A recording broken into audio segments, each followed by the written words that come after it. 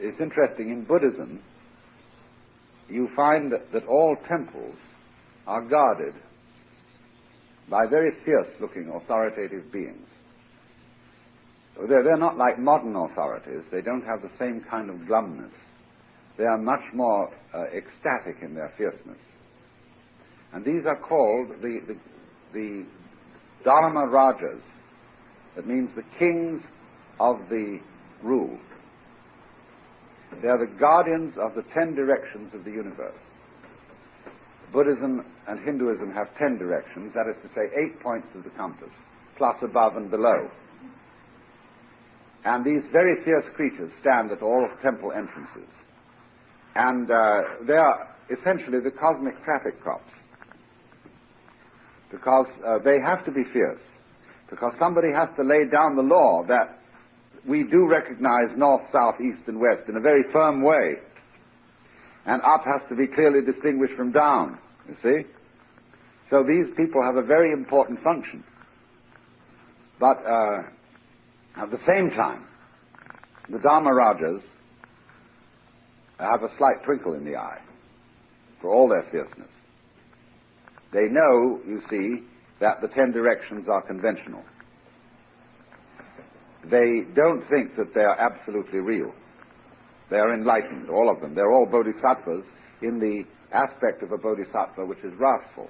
I suppose I haven't looked closely enough, but if you look around these paintings, you will find here, for example, is a wrathful bodhisattva, the sort of person who would be a guardian of the directions. Up here, there's this bodhisattva, and this one. They're beneficent. They appear in white color, and they have serene faces. But this one appears in black color and has a wrathful face. This is not a devil, or demon in the Western sense of the word at all. He's simply a manifestation of the fierce side of reality. Some people don't feel really alive unless they're sitting on a spike. That tells them they're there. I went to Mexico this summer to explore this, because in Mexico they enjoy bullfighting, and they enjoy a kind of Catholicism in which suffering is the big bit. We went to the shrine of Guadalupe and watched young girls walking about half a mile on their knees to get into the shrine and for the special blessing. And then you find in the stores where they sell bondieuserie, that is to say religious goods, all kinds of horrendous paintings of Christ with the crown of thorns on.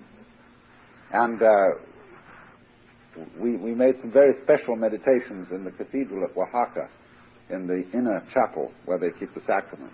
And in there is a crucifix that's just about as bloody as it can get.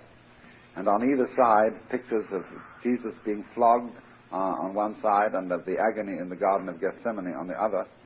And I was trying to penetrate, what is this thing? Why do people go into this kind of spiritual masochism? And it seemed to me very much that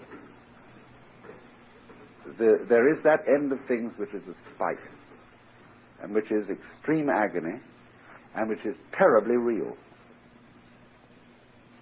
And that you know you're there when you're on that point. The other end, you see, is the womb, is the all-embracing softness and loveliness. That's there too. But if you go too far into that, you see, you don't know you're there. So, this was a digression, but it is in terms then of our various social institutions that we formulate directions, structures, maps, weights and measures in our Rorschach blot universe. Although, you see, let me re-emphasize this point that I made in both former lectures. This is not exactly our projection on the universe. Many of you probably read a book called The Pathetic Fallacy, which is a discussion of the way men have in past times attributed human feelings and emotions to nature. The wind is sorrowful, and the moon is serene, and the sun is joyous. And the whole theme of 19th century philosophy was that this is not true. The sun is not joyous. The wind does not sigh. It's you who sigh. But that's not quite true. Because a sighing human being is only possible in a universe where there is wind.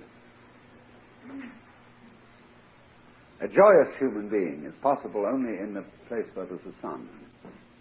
All these things that are called the external world are part and parcel of your whole mental existence. And so we borrow from the sun. We say so-and-so has a sunny disposition. So-and-so is a lunatic, oddly influenced by the moon. All our language is full of references to our external environment, simply because our external environment is one with us. That's why, in ancient times, and some people today, feel that you can draw the picture of a human being's soul by drawing a diagram of the arrangement of the universe as it was at the time when he was born. See, that's the art of astrology. Now, I personally think that modern astrology is pretty phony, because it is an archaic way of thinking about these problems in rather the same way that Paracelsus's idea of medicine was primitive as compared with modern medicine. Nobody has ever seriously thought out an up-to-date astrology. That is because the whole idea of astrology has been out of fashion among the more vigorous intellects for several hundred years. But the idea of it is in principle correct, that your soul is not inside your body. Your body is inside your soul. And what your soul is of course, fundamentally the total universe. Now, our astrological maps don't include the total universe. They include only phenomena in the solar system.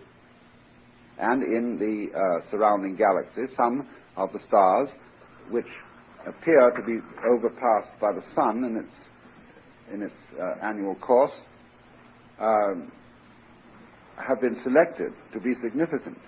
But if you were a super astrologer, you should put in all the galaxies, or as many of them as you're aware of, and think about them. But you see, the idea of astrology, the truth that underlies it, is that the universe is your character. And the way it is disposed and focused at your birth moment, which is really a rather arbitrary point to choose. When did you start? Did you start when you were at the moment of parturition, the moment of conception, or when you were an evil gleam in your father's eye? It's arbitrary. And one should say, of course, that every here and now that you have and are is a focal point of all that there is. The moment of birth is simply selected as being significant because when the officials ask you who you are, they always ask you where and when were you born. For some reason or other, this establishes your age, this establishes your nationality, or something like that, and so that's a social institution. It's been agreed on as a peculiarly significant moment.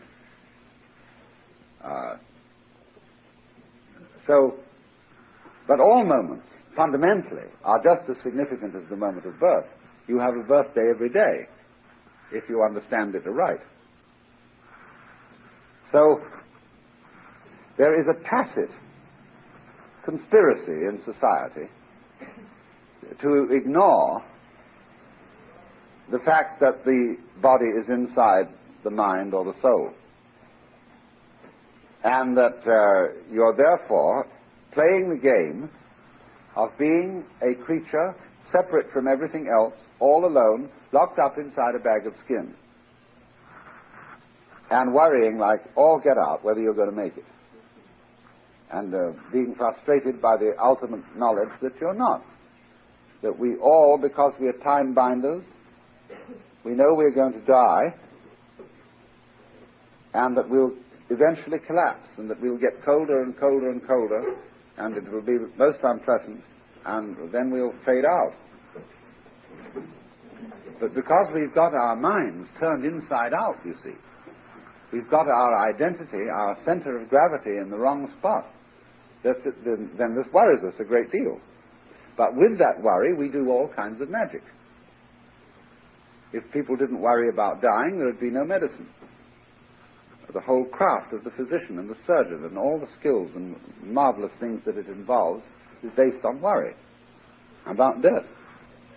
There are children born occasionally who can't be boxed into the scheme.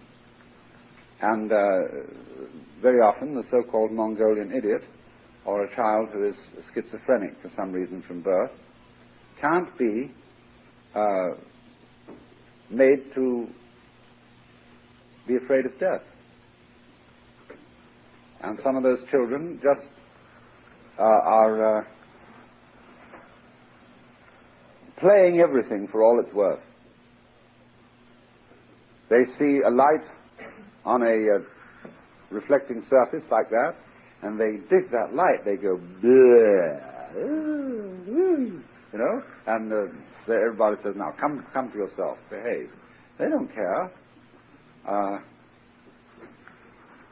If they come to an end, that'll be great too. They'll be fascinated with that experience. It doesn't matter what it is. They have no discrimination. They'll eat anything, put anything up their noses. They have absolutely no sense of what you should do and what you shouldn't do.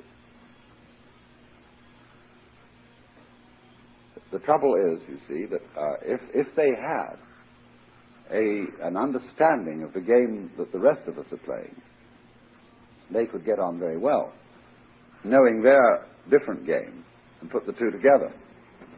And that's what I'm talking to you about. The trouble with them is that they don't understand our game. But that's the trouble with them from our point of view. Do you see that all decisions as to who is crazy are a question of majority vote as to what is reality? And that sometimes it's touch and go. You see, look, reality is what it is according to the kind of senses you have.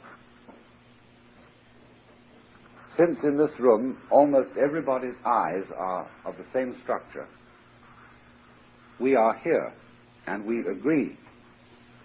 Everybody's ears and auditory nervous systems are of the same pattern, so we can all converse. Now, if a fly comes into our presence, he has an eye of a very different structure from ours. A fly, apparently, because of the multiplicity of lenses, sees the surrounding world from a considerably different number of points of view. They're not very different, but they're just subtly different. And that gives the fly certain advantages. But he doesn't see the world as, you know, if I see you there, sitting there, he sees you ever so many times. But he manages to unify that in some way.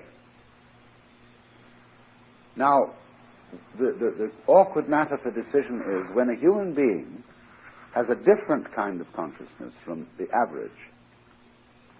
To make the decision, is he advanced and seeing new things that nobody has seen before, or is he retarded and hasn't yet developed what the rest of us have. This is a very difficult decision to make. Genius is to madness close allied. But you've always got to one thing that our culture is a little bit defective about, as compared, say, with the culture of the Arabs or the Hindus. We are not sufficiently respectful of crazy people. So, well, more or less what has happened is this. In the development of games, there was a time when human beings were wild. And that's what we call, in modern anthropological jargon, they lived in hunting cultures. They didn't live in any fixed place, and they roved, and they hunted. They killed other creatures to live. Now, in a hunting culture, every male member of the culture knows all of the culture. They don't have a division of labor. Every man is a master of quite a number of skills, and naturally every woman knows all her side of the thing. But they're not fixed. The religion of a hunting culture is shamanism. Now, a shaman is a liberated man who gets his liberation by going into the forests alone.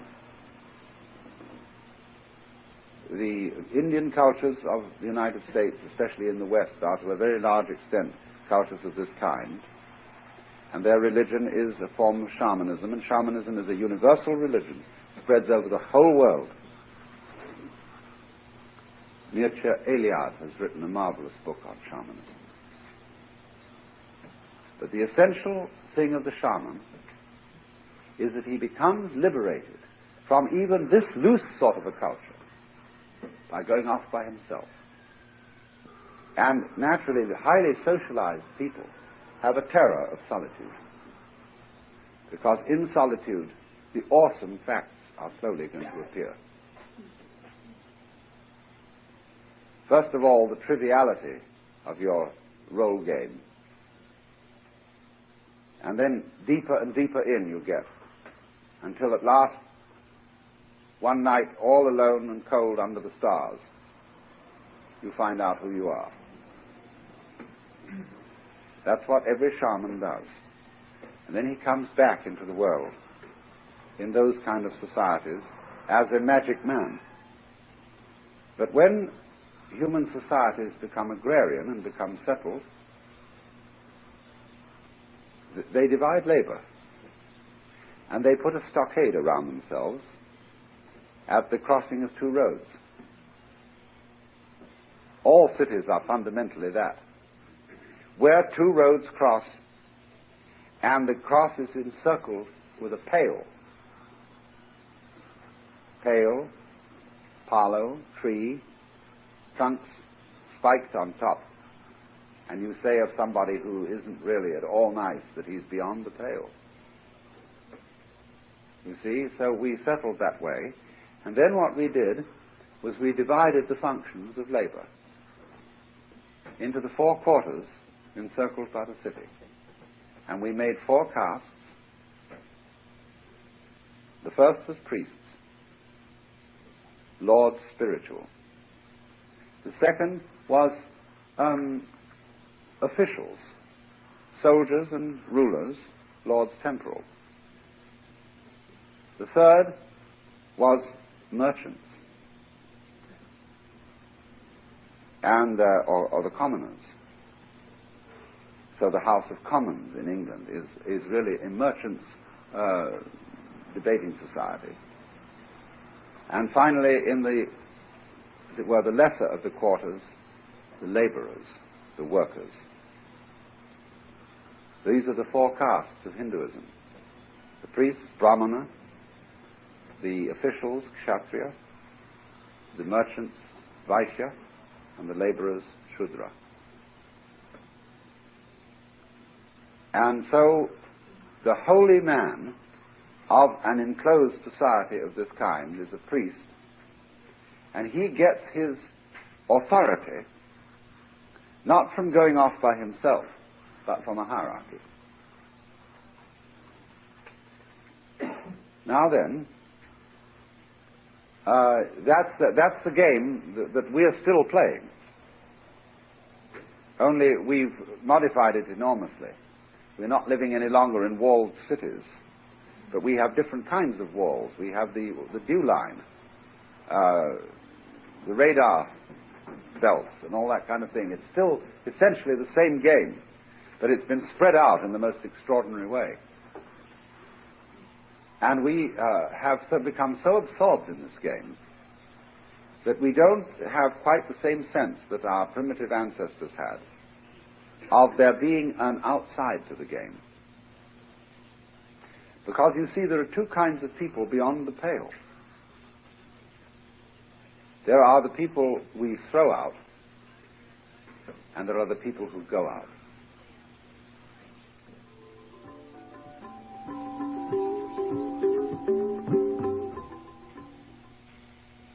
The outlaw who's a criminal is fighting one sort of game. The outlaw who is a saint is beyond the pale in the sense that people can't understand him. His experience is ineffable. That means what can't be effed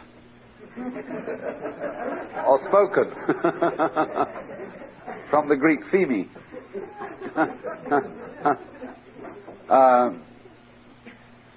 So notice then this curious companionship between the saint and the no good. They've always been associated. And it's a very odd thing. Jesus, as we know, sought out as his friends the disreputable people in the community. The whores and people who are now called notorious evil livers. I say not now, but they were. In the prayer book of the Episcopal Church, there is a passage about notorious evil livers who should not be admitted to communion. But you see, the funny, odd, queer thing is that it is precisely the notorious evil livers that people like Jesus cultivated. Because they were interesting. Because there is something in people like that that is manurish, feisty, that somehow cultivates a new thing.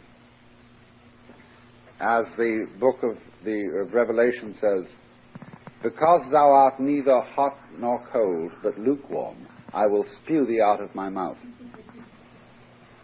You cannot pretend that you don't have the dark side in you. Everybody has a shadow. And if you won't acknowledge your shadow, you'll push it onto someone else.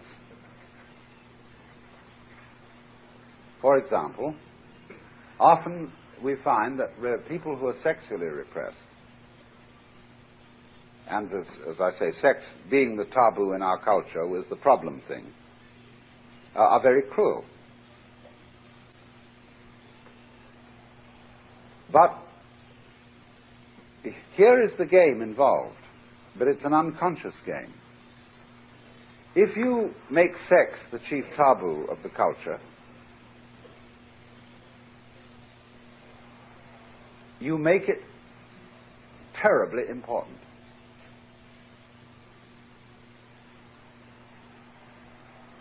I've said that Christianity is the religion about sex.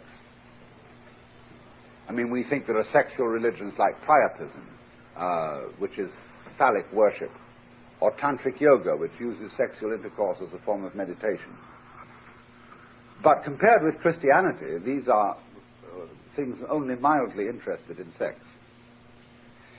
Christians are utterly obsessed with sex. And today, the function of the churches is primarily to be family and sexual regulation organizations. That's about the only thing they